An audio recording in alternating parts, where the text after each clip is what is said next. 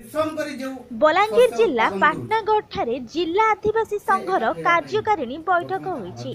बैठक में ओडिशा आदिवासी संघर महासचिव निरंजन बीसी सभापतित्व करथिले।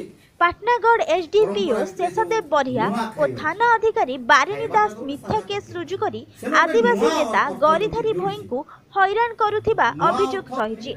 आसंता 9 तारीख दिन आदिवासी संघ थाना अधिकारी विरुद्ध में आंदोलन करिबो बोली मुख्य अतिथि अक्षय कुमार भोई संबलपुर जिला आदिवासी संघर साधारण संपादक सूचना दैछथि। पाटनागढ़ ललित मलिक रिपोर्ट संस्कार न्यूज। आदिवासी एका जमी चाष करछे, आदिवासी एका जंगल काटिचे जमी चाष करछे आरो से एका देश के पालुछे। आज हमर जिला आदिवासी कल्याण संघर बैठक रे निष्पत्ति हैला जे ओडिशा सरकार नकली आदिवासी मानकर उपरे कालक्षेपण नीति अवलंबन करुचे, घंट घोड़ौचे एवं पातर अंतर्नीति होचे।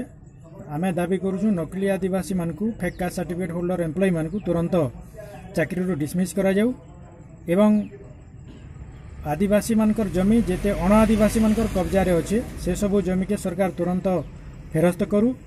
3 नंबर रे आदिवासी मानकु जंगल जमीर पट्टा तुरंत प्रदान करू एवं 4 रे जेते एट्रोसिटी केस होउछे थाना मानकु सेटा एसडीपीओ तुरंत से मानकु गिरफ्त करू एवं हमर विक्टिम एसटीएससी मानकु तुरंत रिलीफ एवं कंपेनसेशन दिया जाऊ एवं शिक्षा व्यवस्था विपर्यस्त हो पड़ीछे। आदिवासी मानकर जेन सेवाश्रम कन्याश्रम आश्रम अच्छी सेन टीचर नैन, स्टाफ नैन, हॉस्टेल नैन, लाभाट्री नैन, इलेक्ट्रिसिटी नैन, कंप्यूटर नैन किंबा खेल पड़िया नैन, पीटी टीचर नैन।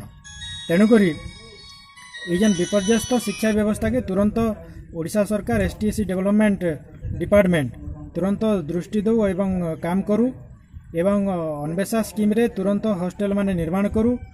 तार संगे संगे हमर एसटीएससी पिला मानकर स्टाइफेन वृद्धि करू। बाजार दरदाम बढ़ी चलीचे।